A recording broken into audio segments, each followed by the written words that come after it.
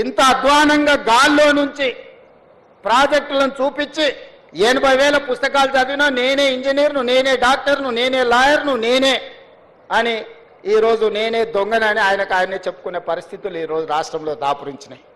అందుకే ఇంజనీర్ల పనే చేయండి.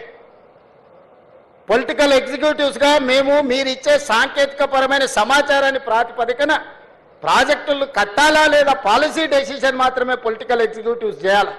ఇంజనీర్లు చేయాల్సిన పని ప్రజాప్రతినిధులు, మంత్రులు, ముఖ్యమంత్రులు చెయ్యకూడదు. అట్లా చేస్తే ఏమవుతుందో కాళేశ్వరం ఒక ఉదాహరణ. ఇంజనీర్ల గౌరవం ఇంజనీర్లకు ఉండాలి. మీరు కష్టపడి చదువుకున్నది అసిస్టెంట్ ఎగ్జిక్యూటివ్ ఇంజనీర్గా మీ ఉద్యోగ బాధ్యతలు మొదలు పెడితే చీఫ్ ఇంజనీర్ కావాలి, లేకపోతే ఇంజనీరింగ్ చీఫ్ కావాలంటే 30 ఏళ్ళు శాఖలో కష్టపడి మెట్టు ఎక్కుకుంటూ వస్తే ఇంజనీరింగ్ చీఫ్ అనే ఉద్యోగం వస్తుంది.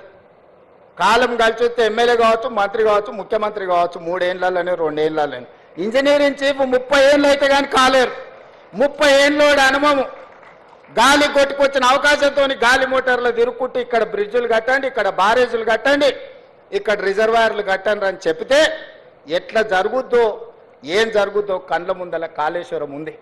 అందుకే ఎవరైనా అధికారులు, నేను స్పష్టంగా చెప్తున్నా, రాజకీయ నాయకులకు ఉన్న పరిమితమైన జ్ఞానంతో మీకు ఏదైనా చెబితే చేస్తే తర్వాత ఊచలు లెక్క పెట్టాల్సింది మీరే.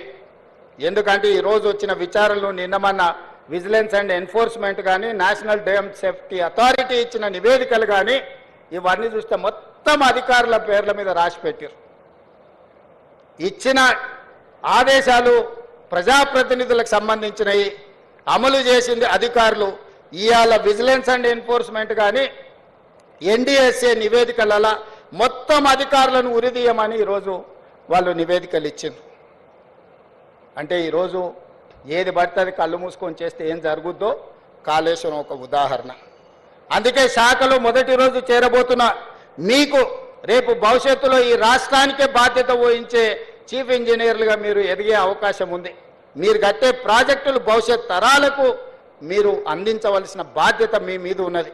అందుకే మీరు కూడా సరైన విధంగా అంచనాలు వేసుకొని స్ట్రక్చరల్ ఇంజనీర్ ఏం పని చేయాలి, సిడిఓ సెంట్రల్ డిజైన్ ఆర్గనైజేషన్లు ఉండి ఇంజనీర్లు ఏం పని చేయాలి, ప్రాజెక్టులు సూపర్వైజ్ చేసే వాళ్ళు ఏం చేయాలా, ఎవరు ఏం పని చేయాలనో వాళ్ళు అదే పని చేయాలి. వెనకటికి సామెత ఉంది కదా, గాడిద చేయాల్సిన పని గాడిద చేయాలా, గుర్రం చేయాల్సిన పని గుర్రం చేయాలా అని. సో అందుకే ఎవరు చేయాల్సిన పని వాళ్ళు చేయాలనేదే నా సూచన. ఈరోజు తెలంగాణ రాష్ట్రానికి జరిగిన అన్యాయం గత పాలకుల నిర్ణయాల వల్ల, లోపభూయిష్టమైన ప్రాజెక్టుల నిర్మాణం వల్ల ఈరోజు ఏ ప్రాజెక్టు ఉంటుందో ఎప్పుడు కూలుతుందో తెలియదు. ఈ మధ్యలో సీతారామసాగర్ కూడా కట్టిన పిల్లర్స్ కానీ అన్నీ కూలిపోయినట్టుగా అనిపిస్తున్నాయి. అసలు ఏ ప్రాజెక్టును ముట్టుకోవాలనో, ఎవరితో మాట్లాడాలనో గాల్లో పేక మేడలు కూలినట్టు కూలిపోతున్నాయి అని అంటే దీనికి కారణం వేదిక మీద ఉన్న అధికారులు కానీ, ఇక్కడ కొత్తగా చేరబోతున్న మీరు కానీ ఆలోచన చేయండి.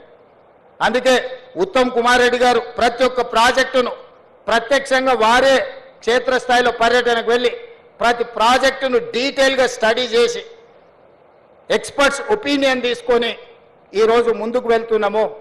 ఇవాళ అందుకే ఈ ప్రభుత్వం బాధ్యతతోని 75% పైబడిన ప్రాజెక్టులను తక్షణమే పూర్తి చేయాలని ఒక లక్ష్యం పెట్టుకొని ఈ ప్రాంతంలో ఉన్న ప్రాజెక్టులను, for example SLBC Srisailam left bank tunnel ఈ దేశంలోనే ఒక అద్భుతం. 44 కిలోమీటర్ల టన్నెల్ బోర్ మిషన్తో ప్రపంచంలోనే లాంగెస్ట్ టన్నెల్ సాగునీటి ప్రాజెక్టులలో. అట్లాంటి అద్భుతమైన టన్నెల్ని కంబైన్డ్ స్టేట్లోనే దాదాపుగా 25-30 కిలోమీటర్లు కంప్లీట్ చేశారు.